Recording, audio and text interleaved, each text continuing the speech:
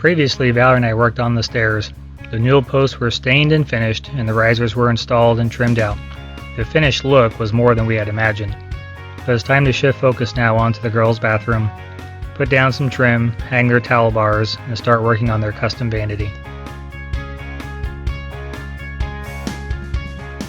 Okay, it's been kind of a long wait for this, but I'm getting the towel bars up in the girls' bathroom.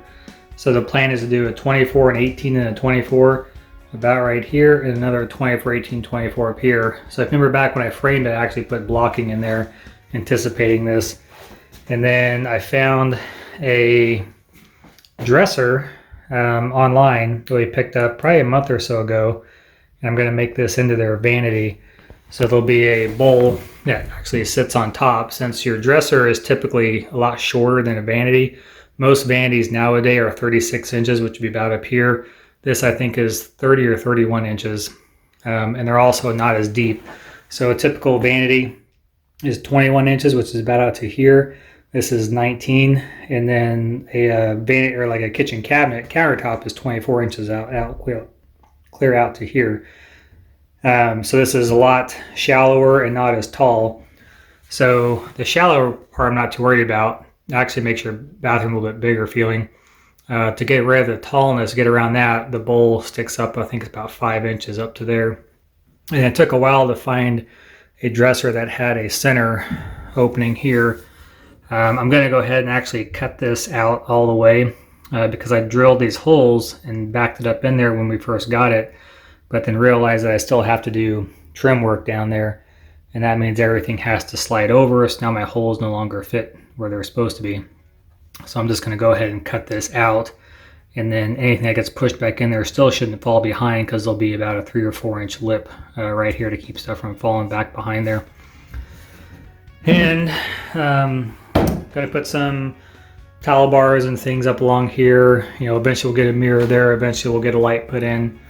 But the girls have been using this as their shower now for a while, and we just had kind of a bar set up in here, but hopefully we'll be able to get these towel bars up today and they'll have a place to hang their towels at. I also like to get the trim put all the way down and around up to the door frame there.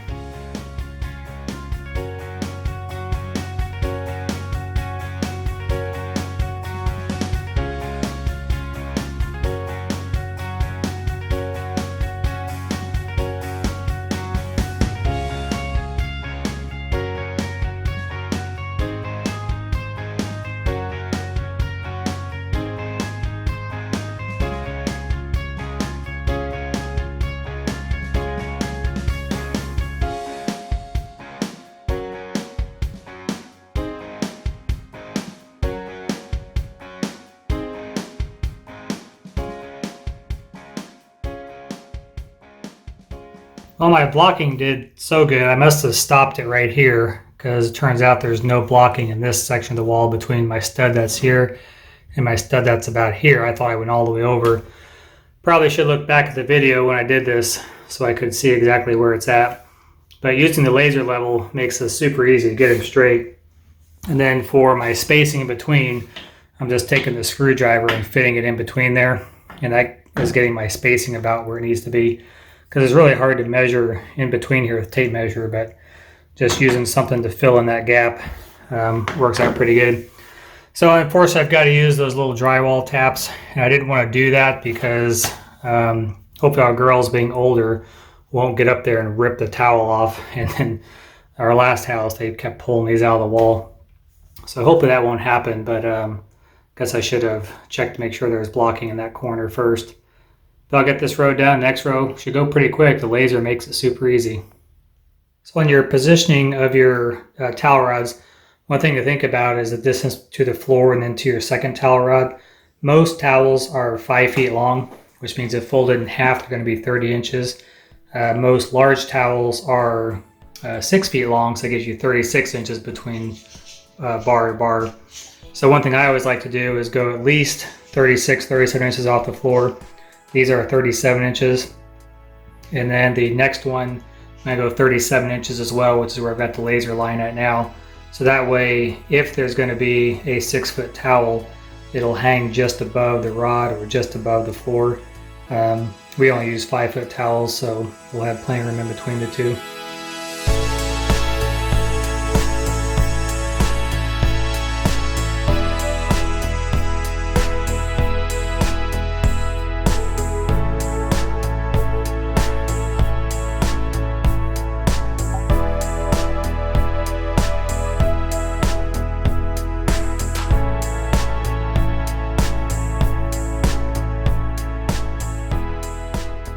I don't particularly like the hoop ones for towels. They get bunched up and looks kind of sloppy.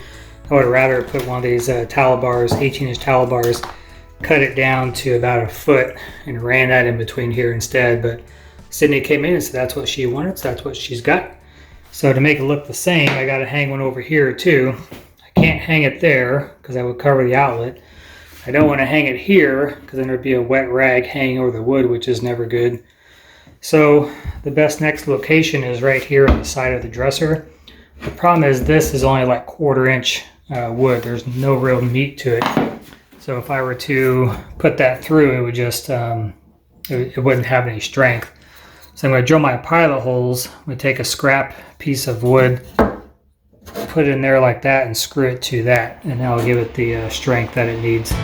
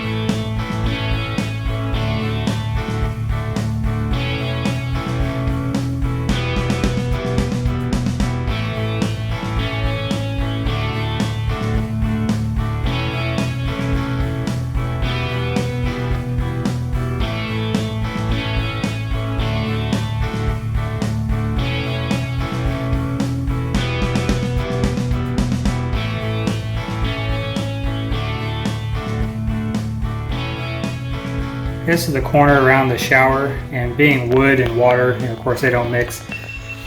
So what I'm trying to do here is I cut this at a 45 so that there's the least amount of contact with this outer seam here.